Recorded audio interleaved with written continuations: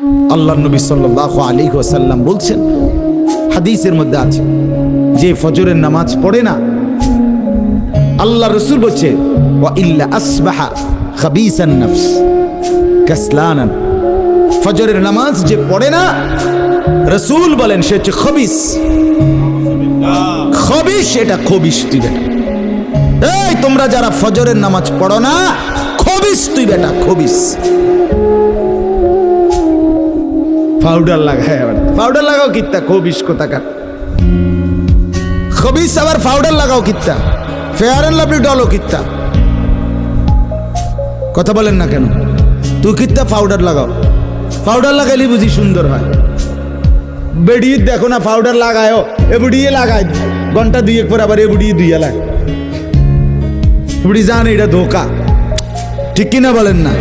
এটা যে ধোকা, নাহলে বুড়ি ধোকা।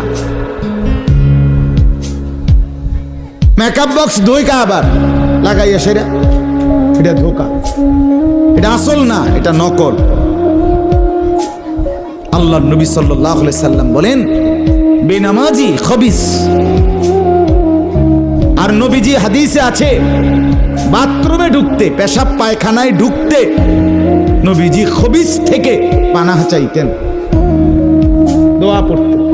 তো এই দোয়ার অর্থ কি? আল্লাহ আমি খবিস থেকে কি চাই? পানাহ চাই। তার মানে নবীজি বুঝাই দিছে উম্মত, পেশাব পায়খানার মধ্যে থাকে খবিস। খবিসের ঠিকানা কোথায়? Bathroom, bathroom, toilet. আল্লাহুম্মা ইন্নী আউযু বিকা মিনাল খুবুসি ওয়াল খাবায়েস।